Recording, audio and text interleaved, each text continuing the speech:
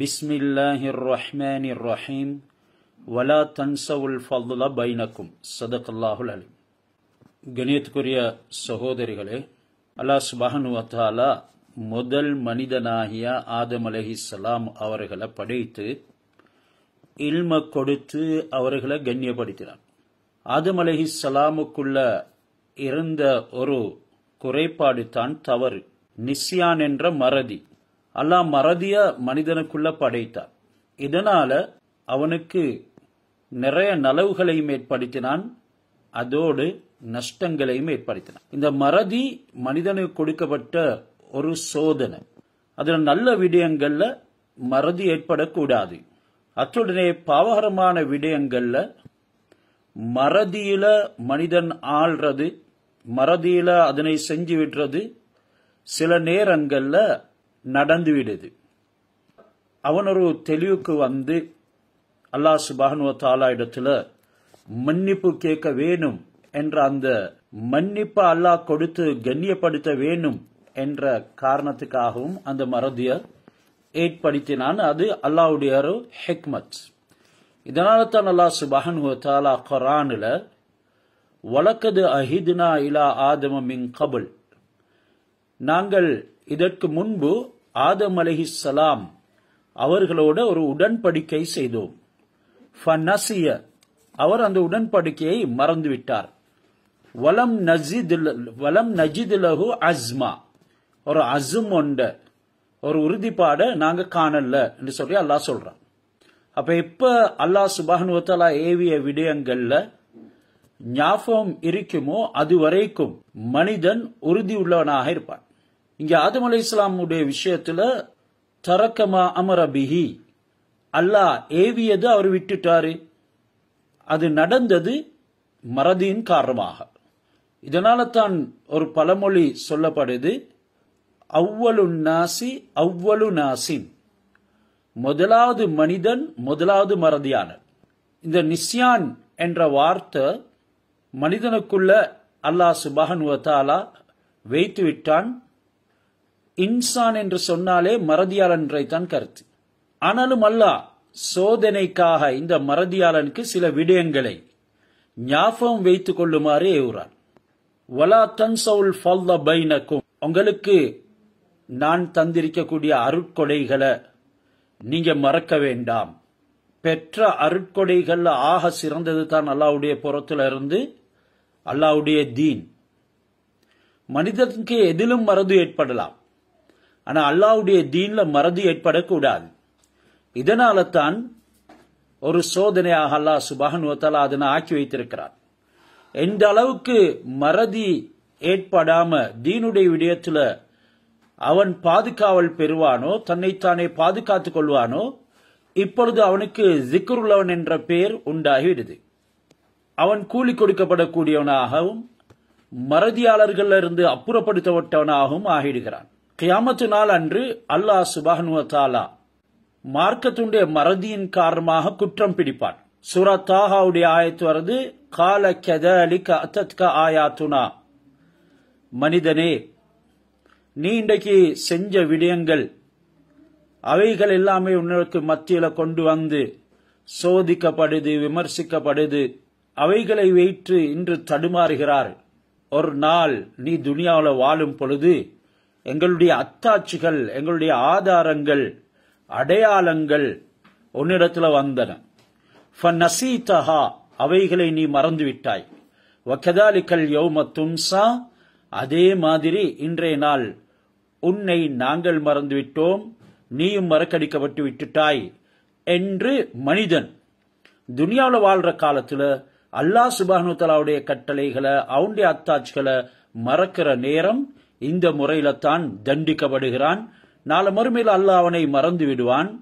அவன் நரகத்துல வேதனைப்படுவான். அவனுடைய பிரஸ்தாபம் கூட இருக்க மாட்டாது. இன்னும் அடியான நான் நரகத்துல போட்டுவிட்டேனே என்ற பிரஸ்தாபம் கூட இருக்க மாட்டாது. அல்லாஹ் சுப்ஹானஹு வ தஆலா மறதியால நல்ல என்றாலும் இங்க சொல்லப்படுறது என்ன? அல்லாஹ்வுடைய அருட்கொடையை விட்டும் அவன் தூரமாக்கப்படுவான். அல்லாஹ்வுடைய அருள் என்ற அந்த ரேஞ்சில வைத்து அவனை ஞாபகப்படுத்தப்பட மாட்டாது. இப்படி அதிகமான ஆயத்துகள் சொல்லப்படுது. فَالْيَوْمَ نَنْسَاهُمْ كَمَا نَسُوا لِقَاءَ يَوْمِهِمْ هَذَا. சில மனிதர்கள் துனியாவில் வாழ்றாங்க, அவங்க இந்த கியாமத்துடைய நாளை மறந்து வாழ்றாங்க. அப்படி அவங்க மறந்து வாழ்ந்ததை போல இன்றைய நாளில் நாங்களும் அவர்களை மறந்து விட்டோம். வமா கானு பி ஆயாத்தினா யஜ்ஹதூன். அவங்க வாழும் காலமெல்லாம் எங்களுடைய அத்தாட்சிகளை மறுக்கக்கூடியவர்களாகவே இருந்தார்கள். எதையும் அவங்க ஏற்றுக்கொள்ள தயார் இல்லை. அல்லாஹ் இந்த மறதி என்ற ஒரு பயங்கரமான விடயத்தை மனிதனுக்குள்ள ஏற்படுத்தினதே சோதிக்கிறதுக்காக வேண்டி. மனிதன் தொழுகை மறக்கிறான், அல்லாஹ்வுடைய ஏனைய கட்டளைகளை மறக்கிறான், அல்லாஹ்வை சிந்திக்கிற நேரம் ரொம்ப குறைவு, அதிகமாக மறதியில ஈடுபடுறான். துனியாவுடைய விடயங்கள்லையும் அல்லாஹ்வுடைய பிரஸ்தாபம் ஒவ்வொரு நேரத்திலையும் வரணும். அது அல்லாஹ்வுடைய திக்ரோட அமைந்தால்தான் கூலி கொடுக்கப்படும். தன்னுடைய தேவைகளை நிறைவேற்றுவதாக இருந்தாலும் அல்லாஹ்வுடைய சிந்தனை இருக்கணும். இப்போ இவன் மறதியிலிருந்து பாதுகாக்கப்படுறான். இன்னும் சில சந்தர்ப்பங்கள்ல சில மறதிகள் மனிதனுக்கு ஏற்படுது. இத அவனால தவிர்க்க முடியாது. அந்த மறதி அவனுக்குள்ள இயற்கையாக வந்துடுது. அல்லாஹ் அப்படித்தான் படைச்சிருக்கிறான். இப்படியான மறதியில சிலவங்க சில தவறுகளை செஞ்சு விடுவாங்க. அப்படி செஞ்சு விட்டவங்க சிந்தனை உள்ளவர்கள் மறதியாளர்கள் இல்ல என்று கணிக்கக்கூடிய ஒரு பாக்கியத்தையும் அல்லாஹ் கொடுக்கிறார். அது எப்ப மறதியில செஞ்ச தவறுக்காக வேண்டி வருந்தக்கூடிய நேரம். இதனால தான் சில அடியார்களை பற்றி அல்லாஹ் குர்ஆனில் அவர்கள் துஆ கேட்கும் விதிமுறையை சுட்டி காட்டுகிறான். ரப்பனா லா துஆஹிதுனா இன் நசீனா அவ் அக்தஅனா. எங்களுடைய ரப்பே, நாங்க மறதியில செஞ்சதனை வைத்து நீ எங்களை குற்றம் பிடித்து விடாதே. அவ் அக்தஅனா, அல்லது நாங்க தவறாக செய்ததை விட்டு குற்றம் பிடித்து விடாதே. இது ஒரு நன்மாராயமாக அல்லாஹ் சுப்ஹானஹு வ தஆலா அடியார்களுக்கு அப்படி மறதியில தவறுல செஞ்சதை குற்றம் பிடிக்க மாட்டேன் என்று அவர்களின் துஆவினூடாகவே எங்களுக்கு குர்ஆன்ல சொல்லி காட்டுகிறான். அத்துடனே ரசூலுல்லாஹி ஸல்லல்லாஹு அலைஹி வஸல்லம் அவர்களும் சுஃபசோஃபனம் சொன்னாங்க, இன்னல்லாஹ தஜாவஸ அன் உம்மதி அல் ஹதஅ வன் நிஸ்யான வமஸ்துக்ரிஹு அலைஹி.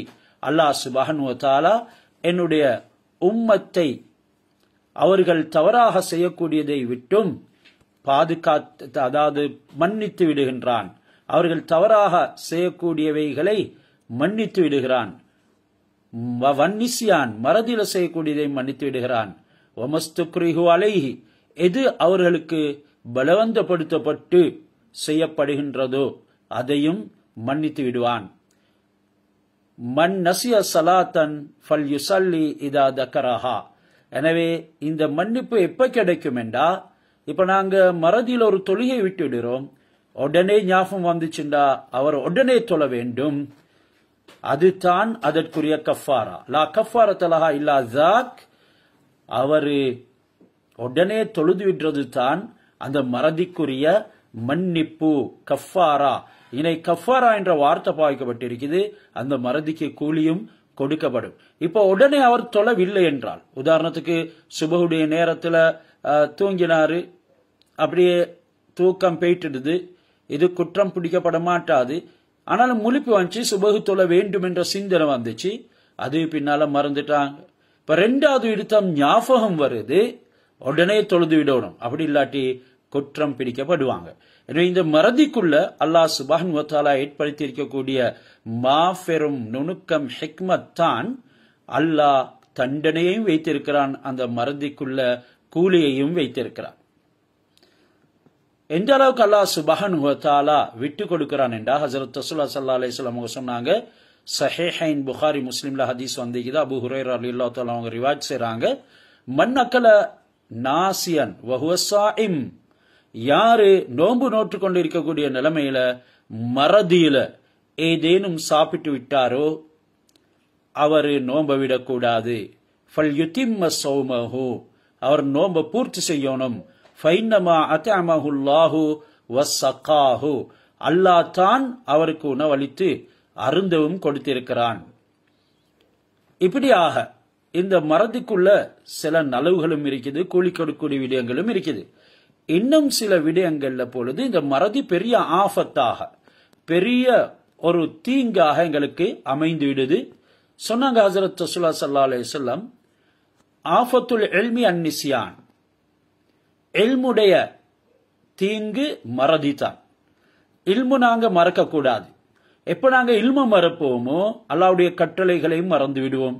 இதனால குற்றவாளிகளுடைய கூட்டத்துல நாங்க ஆகிடுவோம். ஜிக்ர் அல்லாதவர்களுடைய பட்டியல்ல சேர்ந்து விடுவோம். இப்னு மஸ்ஊத் ரலியல்லாஹு தஆலா அன்ஹு அவங்க சொல்றாங்க, இன்ன லிக்குல்லி ஷைஇன்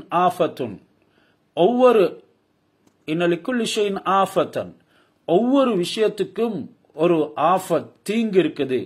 வ ஆஃபத்துல் இல்மி அன்னிஸ்யான், இல்முடைய தீங்கு மறதின்னு சொன்னாங்க.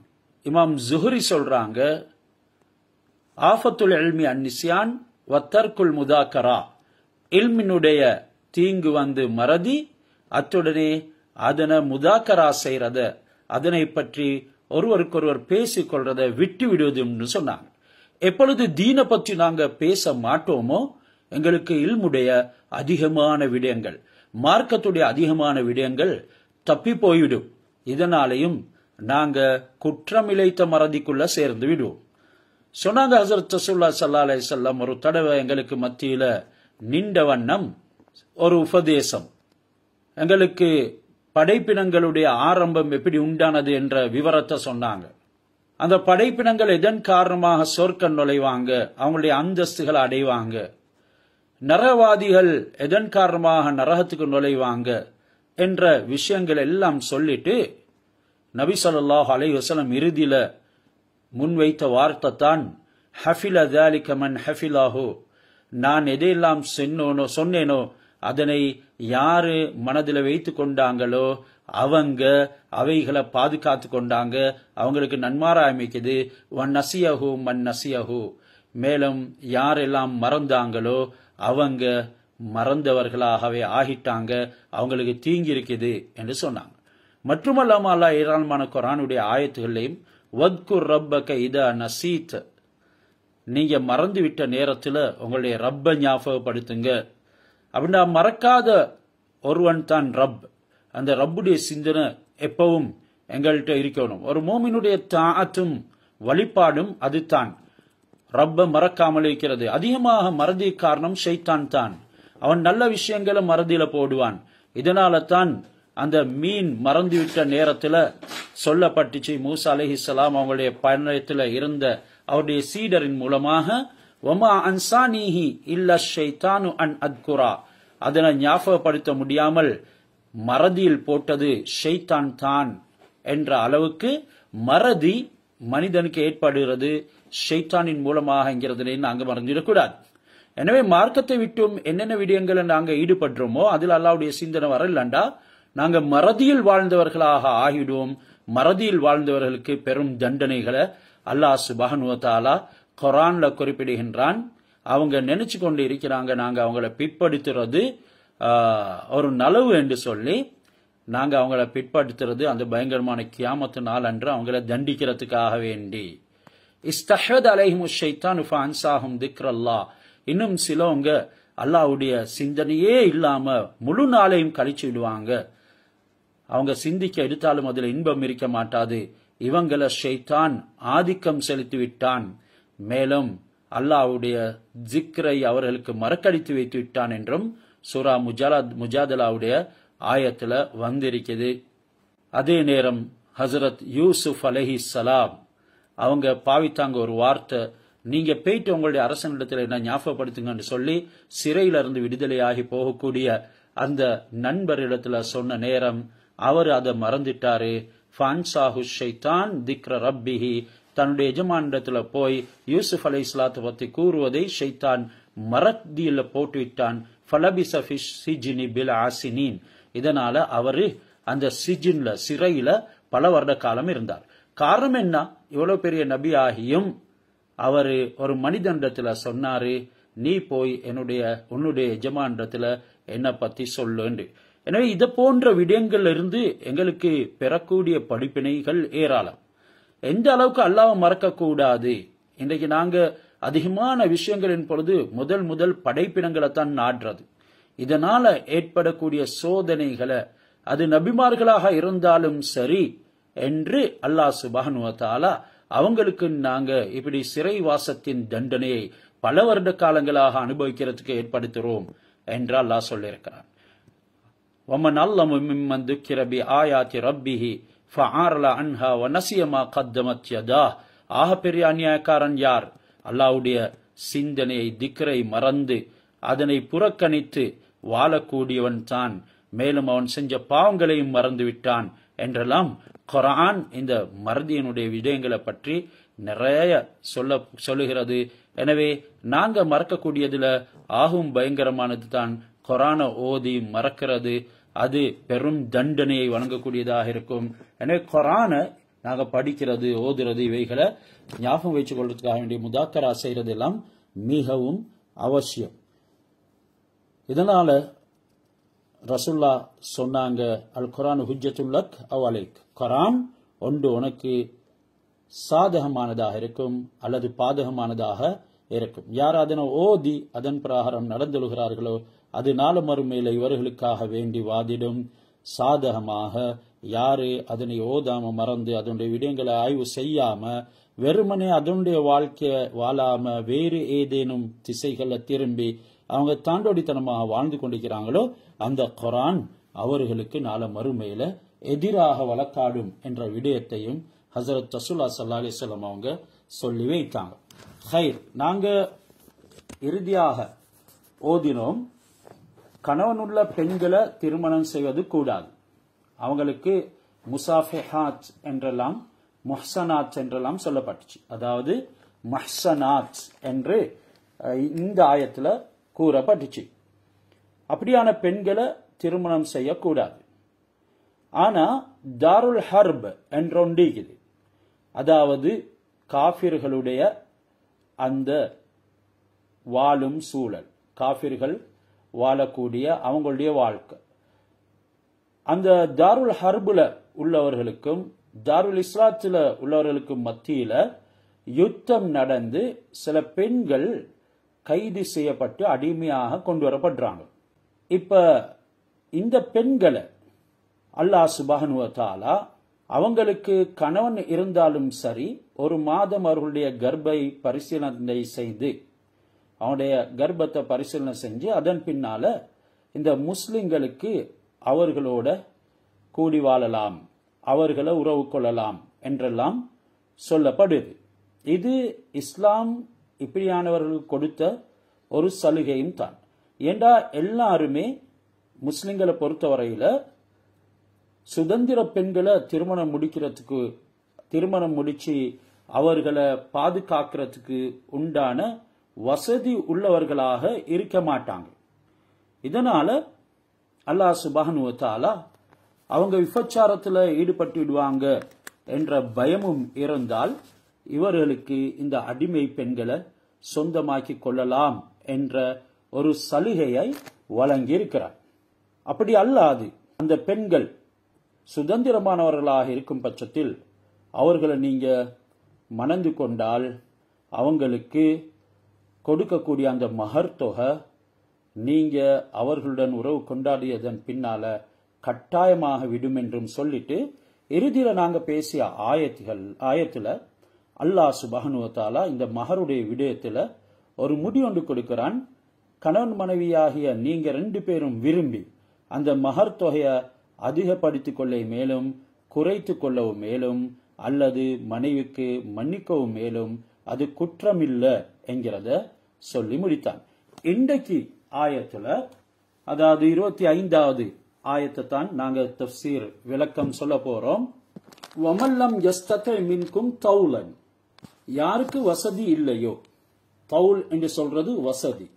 வமல்லம் யஸ்ததி மின்கும் தௌலன், உங்களுக்கு யார் வசதி இல்லையோ, ஐயங்கஹல் முஹ்ஸனாத்தில் முஃமினாத்தி, மூமினான முஹ்ஸனாத்தான, அதாவது நல்ல கற்புள்ள சுதந்திரமான பெண்களை திருமணம் முடிக்கிறதுக்கு உங்களுக்கு வசதி இல்லை என்றால், ஃபமிம்மா மலக்கத் ஐமானுக்கும் மின் ஃபதயாத்திக்குமுல் முஃமினாத், மூமினான வாலிப பெண்கள்ல இருந்து அடிமை பெண்களை, அதாவது இன்னைக்கு வாலிப பெண் என்று சொல்றது ஃபதயாத் என்கிறது கன்னி பெண், அந்த கன்னி பெண்கள்லையும் அடிமையான பெண்களை உங்களுடைய வழக்கரங்கள் சொந்தமாக்கி கொண்ட நிலைமையில அவர்களை நீங்க மணந்து கொள்ளுங்க என்று சொல்லி அல்லாஹ் சொல்லுவார். அல்லது உங்களுக்கு அவர்களை மணக்காமல் வழக்கரம் சொந்தமாக்கி கொண்ட நிலைமையிலே, அதாவது அடிமை பெண்களாக இருக்கக்கூடிய நிலைமையிலேயே அவர்களோட உறவு கொள்ளலாம். அப்படி சொல்லிட்டு வல்லாஹு அலமு பி ஈமானிக்கும், உங்களுடைய ஈமானை அல்லாஹ் நன்கு அறிகிறான். பஅலுக்கும் மின் பஅல், உங்களில் சிலருக்கு உதவியாக இருக்கும் விதத்தில் அல்லாஹ் உங்களுடைய ஈமானை அறிகிறான். எனவே அந்த அடிமை பெண்கள் அவங்களும் இன்னும் யாருக்கும் சொந்தமானவர்களாக இருப்பார்கள். ஒன்று உங்களுக்கு சொந்தமான அடிமை பெண்கள் என்றால் எந்த விதமான பிரச்சனையும் இல்லை, உங்களுக்கு அதற்குரிய உரிமை கொடுக்கப்பட்டிருக்குது. ஒன்று அவர்களை உரிமையிட்டு உங்களுக்கு திருமணம் முடிச்சு கொள்ளலாம், அல்லது அவர்கள் அடிமை பெண்களாக இருக்கும் பொழுதே அவர்களுடன் உங்களுக்கு இஸ்திம்தா செய்யலாம். இன்னும் சில பெண்கள் அடிமை பெண்கள் இன்னும் ஒருவருக்கு சொந்தமானவராக இருப்பார்கள். அப்படியான அடிமை பெண்களை நீங்க திருமணம் முடிக்கும் பொழுது வாலிப பெண்ணாக கன்னி பெண்ணாக அவள் இருப்பாள். அந்த நிலைமையில அந்த அடிமை பெண்ணை நீங்க திருமணம் முடிக்கும் பொழுது ஃபங்கிஹுஹுன்ன பிஇத்னி அஹ்லிஹின்ன, அவர்களுடைய குடும்பத்தினுடைய எஜமானர் இருந்தாலும் எஜமானனுடைய, மேலும் அவங்க யாரு அவங்கள பொறுப்பெடுத்திக்கிறாங்களோ அப்படியானவர்களுடைய அனுமதியோட திருமணம் முடிங்க. வஆத்துஹுன்ன உஜூரஹுன்ன, இந்த ஆயத் அடிமை பெண்களை தொடர்ந்து பேசக்கூடிய ஆயத்து. அத்துடனே சுதந்திரமான பெண்களுக்கும் இந்த ஆயத் சமமானது என்று தஃசீர்ல சொல்லப்பட்டிருக்குது. இப்படி நீங்க திருமணம் முடிக்கக்கூடிய நேரத்துல அவர்களுடைய அனுமதியோட திருமணம் முடிங்க. உங்களுக்கு நினைச்ச மாதிரி எந்த பெண்ணையும் யாருடையும் அனுமதி இல்லாமல் உங்களுடைய வாழ்க்கைக்கு சேர்த்து கொள்ளாதீங்க. அத்துடனே வஆத்துஹுன்ன உஜூரஹுன்ன பில் மஅரூஃப், அவர்களுக்கு மஅரூஃபான நிலைமையில நல்ல முறையில அவர்களுடைய மஹரையும் கொடுங்க. அந்த பெண்கள் எப்படியானவர்களாக இருக்கணும்? முஹ்ஸனாத்தின், கற்புள்ள பெண்களாக இருக்கணும். அதாவது கைர முசாஃபிஹாத்தின், விபச்சாரம் செய்யக்கூடிய பெண்களாக இருக்கக்கூடாது. திருமணம் முடித்து நீங்க மஹர் கொடுத்து உங்களுடைய குடும்பத்தோட உங்களுடைய திருமண வாழ்க்கையோட ஒரு துணைவியாக சேர்த்து கொள்ளக்கூடியவர்களிடத்துல இருக்க வேண்டிய சிஃபாத்துகள் இதுதான். முதலாவது, நீங்க அவர்களுடைய சொந்தக்காரர்களின் அனுமதியோட திருமணம் முடிக்கணும். எந்த பெண்ணையும் அனுமதி இல்லாம உங்களுக்கு திருமணம் முடிக்க முடியாது. அந்த பெண்கள் உங்களை விரும்பினாலும் சரி. ரெண்டாவது, வஆத்துஹுன்ன உஜூரஹுன்ன பில் மஅரூஃப், நல்ல விதத்தில் பிரயோஜனம் எடுக்கக்கூடிய முறையில் அவர்களுடைய மகர்களை கொடுக்கணும். மூன்றாவது, முஹ்ஸனாத்தின், அவர்கள் கற்புள்ள பெண்களாக இருக்கணும். விபச்சாரிகளாக கைர முசாஃபிஹாத்தின் இருக்கக்கூடாது, அதாவது விபச்சாரிகளாக இருக்கக்கூடாது. வலா முத்தஹிதாத்தி அஹ்தானின், இன்னும் யாருடனும் தொடர்பு உள்ள அஃபேர்ஸ் உள்ள பெண்களாகவும் இருக்கக்கூடாது என்று அல்லாஹ் சுப்ஹானஹு வ தஆலா சொல்றார். அப்ப இன்றைக்கு இது சர்வசாதாரணமாக நடக்குது. அதிகமான இன்றைக்கு ஸ்டாட்டிஸ்டிக்ஸ் எடுத்துக்கிறாங்க. ஸ்ரீலங்காவில் 174% பெண்கள் ஆண்கள் திருமணத்துக்கு முன்னாலேயே அஃபேர்ஸ் வச்சவங்க இருக்கிறாங்க. அதுல கொஞ்சம் பேர் தான் அவங்க திருமணம் முடிக்கிறாங்க. அஃபேர் வைத்தவங்கல்ல அதிகமானவங்க வேறவங்களை தான் முடிக்கிறாங்க. இப்படி பார்க்கும் பொழுது சமூகத்தில் அசிங்கமானவர்கள் தான் அதிகம். அசிங்கமான கொள்கையுடையவர்கள், அசிங்கமான குணமுடையவர்கள், அது ஆணாக இருந்தாலும் சரி பெண்ணாக இருந்தாலும் சரி, முதுகந்தண்டுகள் ஊத்தையானவர்கள், அதே மாதிரி மறைவிடங்கள் நஜிஸானவர்கள், கர்ப்பங்கள் சீர்குலைக்கப்பட்டவர்கள், கர்ப்பத்திலேயும் துர்வாடையுடையவர்கள். சொன்னாங்க ரசூல்லா, தஹய்யருல் நுத்ஃபிக்கும், ஆண்களே நீங்க உங்களுடைய நுத்ஃபாவை இந்திரியத்தை அடைக்கலம் வைத்துக் கொள்றதுக்கு மனமான கர்ப்பத்தை தேடுங்க என்று சொன்னாங்க. அப்ப இந்த ரசூலுடைய ஹதீஸ், அல்லாஹ்வுடைய குர்ஆன் எதுவுமே அமுல் செய்யப்படாத முறைக்கு இந்த அஃபேர்ஸ் தொடர்புகள் ஆகிடுது. இதனால குடும்பங்கள் சிதைவடையுது, பரிசுத்த தன்மை இல்லாம போகுது. இதனால தான் ஹஜ்ரத் ரசூலுல்லாஹி ஸல்லல்லாஹு அலைஹி வஸல்லம் அல்லாஹ் சுப்ஹானஹு வ தஆலா சொல்றான், வலா முத்தஹிதாத்தி அஹ்தான், எந்த ஒரு ஆணோடைய பெண்ணுடைய தொடர்பு கொள்ளாதவர்களை நீங்க பாருங்க. அதாவது ஹராமான தொடர்பு. ஃபைதா வஹ்சின் ஃபைன் அத்தைன பிஃபாஹிஸத்தின் ஃபஅலைஹின்ன நிஸ்மா அலல் முஹ்ஸனாத்தி மினல் அதா. இந்த அடிமை பெண்களுடைய விடயத்துல அவங்க ஏதாவது ஒரு ஃபாஹிஷாவை, ஒரு விபச்சாரத்தை செஞ்சு வந்துட்டாங்கடா, நீங்க அவர்களை திருமணம் முடிச்சிருக்கும் பட்சத்துல அவங்களுக்கு முஹ்ஸனாத்தான பெண்களுக்கு, அதாவது சுதந்திரமான பெண்களுக்கு கொடுக்கக்கூடிய மஹர்ல அரைவாசி அவர்களுக்கு, அதாவது ஏற்கனவே அடிமை பெண்ணுக்களது மஹர் மரவாசி தான். அத்துடன் இவங்க இந்த முறையில ஃபாஹிஷத்தை செஞ்சுட்டு விபச்சாரம் செஞ்சுட்டு வந்துட்டாங்கண்டா, வேதனையிலையும் அவங்களுக்கு சுதந்திர பெண்ணுக்கு கொடுக்கக்கூடிய வேதனையில அரைவாசி கொடுங்க. அதைத்தான் அல்லாஹ் இங்க சொல்றான், ஃபைன் அத்தைன பிஃபாஹிஷத்தின், அவர்கள் விபச்சாரத்தை செய்துட்டு வந்தால் ஃபஅலைஹின்ன நிஸ்ஃபு மா அலல் முஹ்ஸனாத்தி மினல் அதாப், அஸாப் என்ற வேதனையில இருந்து முஹ்ஸனாத்தான சுதந்திரமான பெண்களுக்கு கொடுக்கக்கூடிய வேதனையில அரைவாசிய இந்த அடிமைகளுக்கு கொடுங்க. ذَلِكَ لِمَنْ خَشِيَ الْعَنَةَ مِنْكُمْ. அப்ப இப்படியான இந்த அடிமை பெண்களை திருமணம் முடிக்கிறது யாருக்கு அனுமதியாக வழங்கப்பட்டிருக்குதுண்டா, லிமன் ஹஷியல் அனத மின்கும், ஆண்களாகிய உங்களில் யாரு விபச்சாரத்தினுடைய பயம் கொண்டவர்களாக இருக்கிறார்களோ அவர்களுக்குத்தான் இது. வான் தஸ்பிரு, அப்படியும் நீங்க பொறுமையாக இருந்தால், அதாவது இந்த அடிமை பெண்களை முடிக்காம நீங்க உங்களுக்கு இச்சை மீறிடக்கூடிய நேரத்திலும் நீங்க பொறுமையாக இருக்கிறது ஹைருல்லக்கும், உங்களுக்கு மிகவும் சிறந்தது. வல்லாஹு கஃபூருர் ரஹீம், அல்லாஹ் சுப்ஹானஹு வ தஆலா பிறகடியில் உங்களுடைய அனைத்து விடயங்களையும் மன்னிக்க கூடியவனும் இரக்கமுடையவனாகவும் இருக்கிறான் என்றது தான் இந்த ஆயத்துகளுடைய விடயங்கள் எங்களுக்கு சொல்லப்படுது.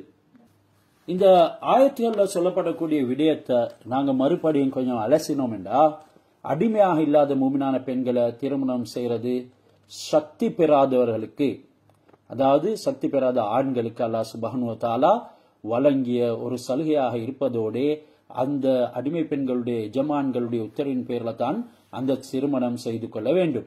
அதே நேரம் அந்த அடிமை பெண்கள் விபச்சாரிகளாக கள்ள நட்பு கொண்டவர்களாக இருக்கக்கூடாது. அந்த அடிமை பெண்களை திருமணம் செய்த பின்னால அவங்க விபச்சாரம் செஞ்சிட்டா, அடிமையாக இல்லாத கன்னி பெண்கள் விபச்சாரம் செஞ்சா அவங்களுக்கு அளிக்கப்படக்கூடிய தண்டனையில அறவாசி தண்டனை இவங்களுக்கு கொடுக்கப்படணும். சுதந்திரமாக உள்ள பெண்ணை திருமணம் செய்ய சக்தி பெறாதவர் அடிமை பெண்ணை திருமணம் செய்து கொள்ள இயலும். திருமணம் செய்யாமல் இருந்தால் விபச்சாரத்திற்கு நேரிட ஆகிவிடும் என்று பயந்தா அந்த அடிமை பெண்களை நீங்க திருமணம் செய்து கொள்ளலாம். என்றாலும் உங்களுக்கு பொறுமையாக இருந்து திருமணம் செய்யாமல் இருக்கிறது ரொம்ப நன்மையாகும் என்கிறது இந்த ஆயத்துகளின் மூலமாக எங்களுக்கு சொல்லப்பட்டிருக்கிறது. இதுல முஹ்ஸனாத்தின் கைர முசாஃபிஹாத்தின் வலா முத்தஹிதாத்தின் முஹ்தஹிதாத்தி அஹ்தான் என்ற விஷயத்துல நீங்க திருமணம் முடிக்கக்கூடிய அந்த அடிமை பெண்கள் என்று இருக்கும் பொழுது அவர்கள் பாவகரமான காரணங்கள் செய்யறதுக்கு ரொம்ப ஏற்புடையவர்களாக இருப்பாங்க. இதனால அவங்க கற்புள்ளவர்களாக, முஹஸ்ஸனாத் என்றால் கற்புள்ளவர்களாக, விபச்சாரிகள் இல்லாம முசாஃபிஹாத், அதே நேரம் வலா முத்தஹிதாத்தி அஹ்தான் கள்ள தொடர்புகளை வைத்துக் கொள்ளாதவர்களாகவும் இருக்க வேணும் என்கிறதெல்லாம் அல்லாஹ் இங்க சொல்லியிருக்கிறான். மேலும் இது யாருக்கு சலுகா கொடுக்கப்பட்டது என்று பேசும் நேரம் தாலிகலிமன் ஹஷியல் அனத்தமின்கும் உங்கள விபச்சாரத்தை பயந்தவர்களுக்கு தான் இந்த சலுகை என்ற விஷயத்துல மார்க்க சட்டங்கள் பேசுறாங்க. அதுல ஹனஃபி மதுஹப், ஷாஃபி மதுஹபுடைய இமாம்களுடைய கருத்துகள் சொல்லப்பட்டிருக்குது. அதுல பல வேறுபாடுகள் இருக்குது. அடிமை இல்லாத சுதந்திர பெண்களை திருமணம் முடிக்கிறதுக்கு சக்தி இருக்கும் போது ஒரு அடிமை பெண்ணை திருமணம் செய்யக்கூடாது என்று இமாம் ஷாஃபி ரஹ்மத்துல்லாஹி அலைஹி அவங்களுடைய கருத்து. அந்த ஆயத்துல ஒரு எக்ஸ்டர்னல் மீனிங் ஒன்றும் இருக்கிறது. அதாவது அடிமை பெண்ணை திருமணம் செய்யறதுக்கு ஷாஃபி மதுஹப்ல 3 நிபந்தனைகள் கூறப்பட்டிருக்கு. அதுல ஒன்று, அடிமையாக இல்லாத பெண்ணை திருமணம் முடிக்கிறதுக்கு உண்டான வலிமை அவரிடத்துல இல்லாம இருக்கணும். வலிமை என்றும் பொழுது மகர் கொடுக்கிறது, நஃபக்காக்களுடைய விடயத்துல மிக கவனமாக இருக்கிறது, இத மாதிரி விஷயங்கள்ல இவருக்கு ஒரு பலகீனம் இருக்குது. 2வது, திருமணம் முடிக்காம இவர் இருந்துட்டால் விபச்சாரத்தில் ஈடுபடுவார் என்ற பயம் அவருக்கு ஏற்பட்டால் தான் அந்த அடிமை பெண்ணை இவருக்கு திருமணம் முடிக்க இயலும் என்று இமாம் ஷாஃபி கருத்து சொல்றாங்க. 3வது இமாமுடைய கருத்து, இந்த திருமணம் செய்யப்படுகிற அடிமை பெண் மூமினான பெண்ணாக இருக்கணும் என்கிறதும் சொல்லப்படுது. அப்படி மூமினான பெண்ணாக இல்லை என்று சொல்லியிருந்தா அவளை திருமணம் முடிக்காம அவளை உறவு கொண்டாட முடியும். ஆனா அதுவும் ஷரியத்தினுடைய பல நிபந்தனைகள் இருக்குது. அது ஒன்று, அவர் சந்தையிலிருந்து வாங்கிட்டு வரக்கூடிய பெண்ணா இருக்கணும் பணம் கொடுத்து. அப்படி இல்லைண்டா அவருக்கு யுத்தத்தின் மூலமாக கனிமத்தாக கிடைத்த பெண்ணாக இருக்கணும். ஹனஃபி மதுஹப்ல அடிமை பெண்ணை திருமணம் செய்யறதுக்கு இந்த 3 நிபந்தனைகள்ல எதுவுமே எடுத்துக்கொள்றாங்க இல்ல. ஆனா அந்த அடிமை பெண்ணை திருமணம் செய்யக்கூடிய நேரத்துல அடிமை இல்லாத பெண்ணை மனைவியாக அபு ஹனீஃபா ரஹ்மத்துல்லாஹி அலைஹி அவங்க சொல்லி இருக்கிறாங்க. இந்த ஆயத்துல வான் தஸ்பீரோ ஹைருல்லக்கும் என்று சொல்லிருச்சு. நீங்க அந்த அடிமை பெண்களை திருமணம் செய்யாம பொறுமையா இருக்கிறது உங்களுக்கு நல்லம். அடிமை பெண்ணை மணந்தா அவளது வயிற்றுல பிறக்கக்கூடிய குழந்தை அடிமையாகவே இருக்கும். இதனால அந்த நுணுக்கத்தை வைத்துத்தான் அல்லாஹ் சுப்ஹானஹு வ தஆலா சொல்லியிருக்கிறான். ஏனெனில் இஸ்லாம் அடிமைகளை வளர்க்கிறதுக்கு ஆதரிக்கக்கூடிய ஒரு மார்க்கம் இல்லை. இதனால தான் ஹஜ்ரத் ரசூலுல்லாஹி ஸல்லல்லாஹு அலைஹி வஸல்லம் வஃபாத்தாகக்கூடிய நேரத்தில் அதிகமாக அடிமைகளுடைய விடயத்தில், பொதுவாக ஆண்கள் பெண்கள் என்ற இரு சாராரான அடிமைகளுடைய விடயத்தில் அல்லாஹ் சுப்ஹானஹு வ தஆலாவை பயந்துக்கோங்க, அவர்கள் உரிமை இடத்துல மும்முரம் கொள்ளுங்க என்று சொல்லி அடிமைத்துவத்தை இல்லாமாச்சு. குர்ஆனும் கூட ஃபலக்தஹமல் அகபா சூரத்துல் பலதுல சொல்லுது, நீங்க அகபாவை கடக்க கூடாதா. வமா அதுராக மல் அகபா, நபி அகபா என்றால் உங்களுக்கு என்னவென்று தெரியுமா? தப்சீர் எழுதுறாங்க, அகபா என்றது நரகத்துல இருக்கக்கூடிய ஒரு பிரம்மாண்டமான மலை. அந்த மலையை கடந்து தான் சொர்க்கத்துக்கு போகணும். சிராத்துல் முஸ்தகீமும் அந்த மலையோட சேரும். அது அந்த அளவுக்கு பிரம்மாண்டமான மலை. அதனை கடக்க கூடாதா? ஃபலக்தஹமல் அகபா வமா அதுராக மல் அகபா, அந்த அகபாவை கடக்கிறதுக்கு உண்டான அமல் தான் ஃபக்கு ரகபா, ஒரு அடிமையை உரிமையிடுவது என்று சொன்னாங்க. இந்த அளவுக்கு அடிமைகளை உரிமையிடுற விஷயத்துல இஸ்லாம் கூடுதலாக கரிசனை கொடுத்திருக்குது. அதே நேரம் இஸ்லாம் ஒரு யுத்தத்தை செஞ்சதன் பின்னால அந்த அடிமைகளை நமக்கு சொந்தமாக்கிக் கொள்றதுக்கு அனுமதி தந்திருக்கிறது. காரணமே என்ன? முஸ்லிம்களுடைய நல்ல அஹ்லாக்குகளை பார்த்து அவங்க இஸ்லாத்துக்குள்ள வர வேணும்.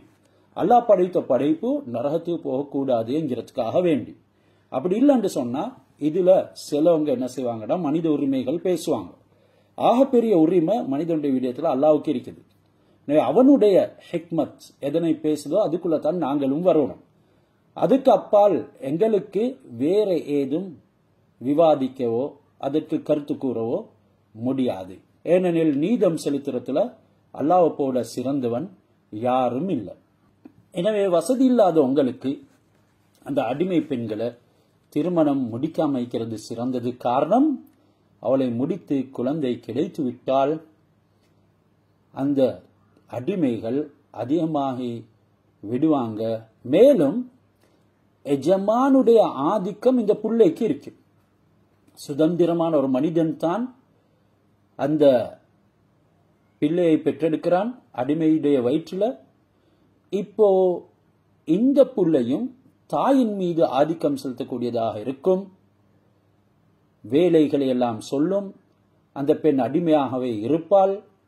அத்துடனே அந்த பெண்ணுடைய எஜமானனுக்கு அவளை விற்றுவிடவும் முடியும் என்ற இந்த விடயங்கள் எல்லாம் வைத்து பார்க்கும் பொழுது இந்த பெண்ணுக்கும் அங்க சிரமங்கள் கஷ்டங்கள் உருவாகுது. இதனால அந்த அடிமைகளின் மீது டொமினேஷன் ஆதிக்கம் இன்னும் அதிகமாகிறது என்கிறதின் காரணமாகத்தான் நீங்க அவர்களை உரிமையிடுறது மிகவும் சிறந்தது, திருமணம் முடிக்காம பொறுமையாக இருக்கிறது அதைவிட சிறந்தது என்று அல்லாஹ் சுப்ஹானஹு வ தஆலா சொல்லியிருக்கிறான்.